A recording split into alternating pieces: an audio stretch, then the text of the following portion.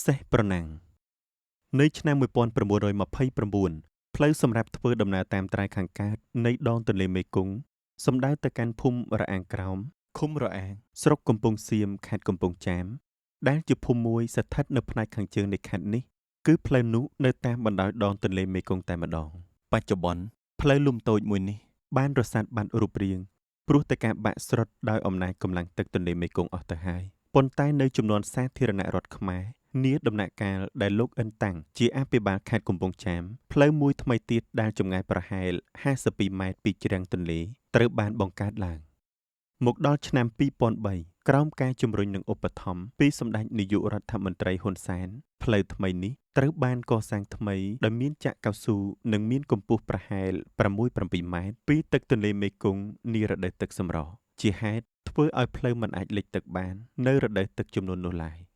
ក្នុងចំនួនឆ្នាំ1929ប្រសិនមាននរណាម្នាក់បានធ្វើដំណើរទៅកាន់ភូមិរអាងក្រោមស្រុកកំពង់សៀមខេត្តកំពង់ចាមគេនឹងបានឃើញផ្ទះមួយខ្នងសាងសង់អំពីឈើកកោះដ៏មានតម្លៃជាមួយនឹងការប្រក់ក្បឿងក្រហមក្រមៅមានសន្តានជាផ្ទះ3ខ្នងយ៉ាងធំមួយដែលផ្ទះនេះមានសភាពខុសប្លែកពីផ្ទះដទៃព្រោះផ្ទះផ្សេងទៀតដែលមាននៅក្នុងឃុំរអាងសុទ្ធសឹងជាផ្ទះដែលសាងសង់ឡើងដោយឈើស្រឡៅគេហដ្ឋានដែលមានជញ្ជាំងរនាបក្រាលនិងសសរសុទ្ធសឹងតែធ្វើអំពីឈើមានតម្លៃនេះហុំព័ទ្ធដោយរុក្ខជាតិហូបផ្លែមានក្រូចត្រចៀកប៉ាងចេកស្វាយស្ពឺល្មុតកន្ទួតឈរជ្រងច្រាំងផ្ដល់ម្លប់ត្រឈឹងត្រឈៃនិងមានផ្លែរយិញរយោងទៅតាមរដូវកាលផ្ទះធំជង្គង់នេះសង់នៅក្នុងបរិវេណដីឡូដែលមានទំហំ30ម៉ែត្រគុណនឹង300ម៉ែត្រគឺជាផ្ទះរបស់លោកចាយសៀនលោកចាយសៀនជាមេឃុំនៃឃុំរអាងនាឆ្នាំ1929ជាអាណត្តិទី1ដែលលោកមេឃុំចាយសៀនបានជាប់ឆ្នោតជាមេឃុំចំនួនអាណត្តិទី2មានបេក្ខភាពឈរឈ្មោះជាមេឃុំរអាងស្រុកកំពង់សៀមមានចំនួន2នាក់រាប់ទាំងលោកចាយសៀនផងដែរកាលនោះអ្នកដែលទទួលសម្លេងគាំទ្រពីប្រជារាស្ត្រភាគច្រើនជាងគេគឺលោកចាយសៀន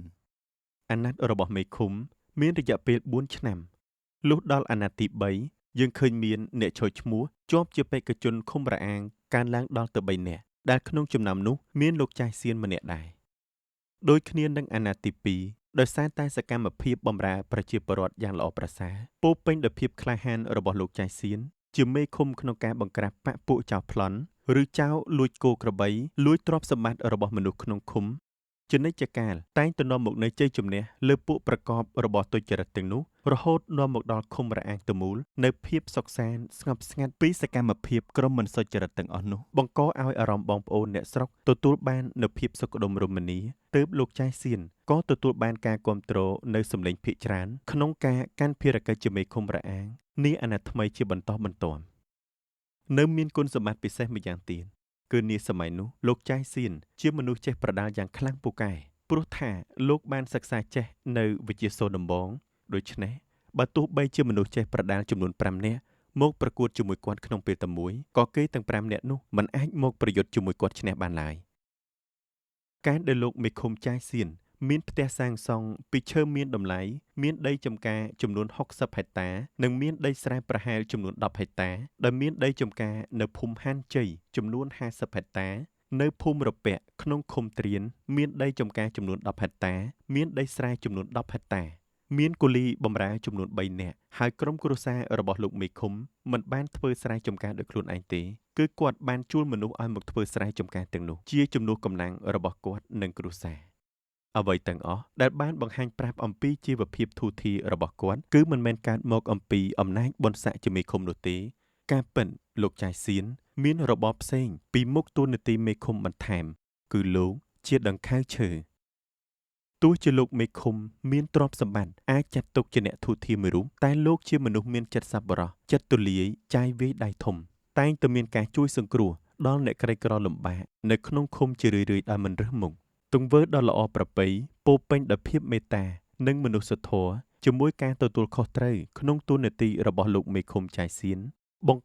កើតនៅសេចក្តីគោរពកោតក្រែងស្ញប់ស្ញែងសេចក្តីស្រឡាញ់ទុកចិត្តក្នុងសន្តានចិត្តរំភើបពេញបេះដូងនៃប្រជាពលរដ្ឋប្រុសស្រីក្មេងចាស់ក្នុងទូទាំងឃុំទាំងមូល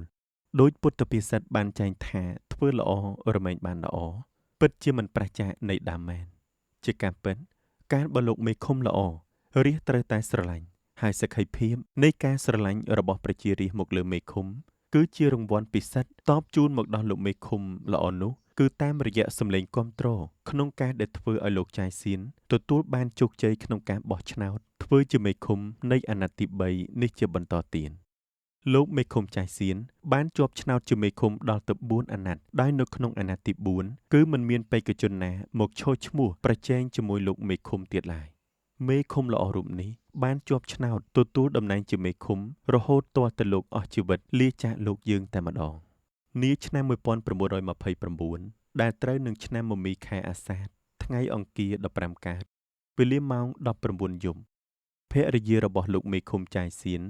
បានផ្ដល់ជូនស្វាមីជាទីស្រឡាញ់របស់អ្នកស្រីនៅកំណប់សុភមង្គលគ្រួសារដែលមានតម្លៃធំជាមាសប៉ុនដូងទុំទៅទៀតសម្រាប់ជាចំណងដៃនៃជីវិតអាពាហ៍ពិពាហ៍របស់ពួកគាត់នោះគឺកំណើតរបស់ទារកដ៏គួរឲ្យគាប់ចិត្តមានភេទជាប្រុសមួយរូបក្នុងសម្បុរសជ្រះទារកនេះត្រូវមាតាបិតាប្រសិទ្ធនាមថាចាយសៀងអ៊ីគ្រួសាររបស់ទារកចាយសៀងអ៊ីមានខ្សែលោហិតជាកូនចៅចិនដូច្នោះសម្រាប់កំណើតជាកូនប្រុសច្បងប្រកាសជាចំណងដៃដ៏ថ្លៃថ្លាអស្ចារ្យក្នុងការរក្សាទំនងខ្សែស្រឡាយវង្សត្រកូលយ៉ាងវិសេសវិសាលណាស់ថ្ងៃអង្គារយប់ពេញបរមីខែអាសាឍឆ្នាំមមីគឺជារាត្រីនៃការចាស់ឧត្តមមាតាដើម្បីបើកភ្នែកមើលឃើញពន្លឺព្រះច័ន្ទជាលើកដំបូងរបស់ទារកចាស់សៀងអ៊ី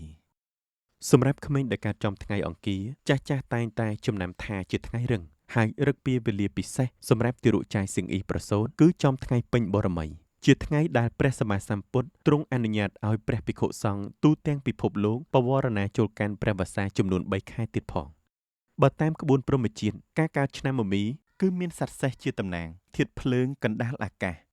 ខែអាសាឍចំលើសេះអសរាជរីឯថ្ងៃអង្គារគឺចំត្រង់សេះព្រះរាជាចិញ្ចឹមហើយជាសរុបមកការកើតថ្ងៃអង្គារនាយប់ពេញបរមីក្នុងខែឆ្នាំដូចខាងលើជារឹកពីវេលាលាភជ័យរបស់អ្នកកើតចំឆ្នាំខែថ្ងៃបែបនេះដែលតាមទំនាយនៃខែឆ្នាំដូចខាងលើទារកចាយសៀងអ៊ីគឺជាសេះប្រណាំងដែលជាសត្វសេះដែលមានលក្ខណៈល្អប្រសើរពន់ពេកព្រោះតាមធម្មតា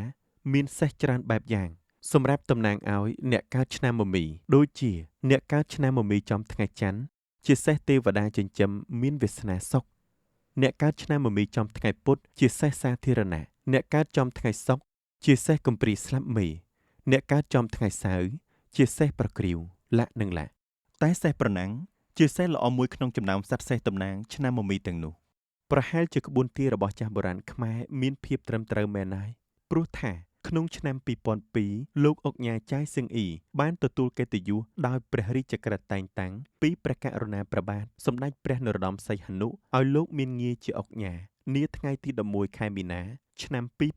2002លោកអុកញ៉ាចាយសៀងអ៊ីពោពេញទៅដោយលក្ខណៈសម្បត្តិសមគួរក្នុងការទទួលងារជាអុកញ៉ានេះព្រោះលោកបានបូជាអស់កម្លាំងកាយកម្លាំងចិត្តពេលវេលានិងទ្រព្យសម្បត្តិអស់ជាច្រើនសន្ធឹកសន្ធាប់ក្នុងបបហេតុកសាងនិងអភិវឌ្ឍសង្គមជាតិមាតុភូមិរបស់យើងឲ្យបានរីកចម្រើនទាំងវិស័យអាណាចក្រនិងពុទ្ធចក្រ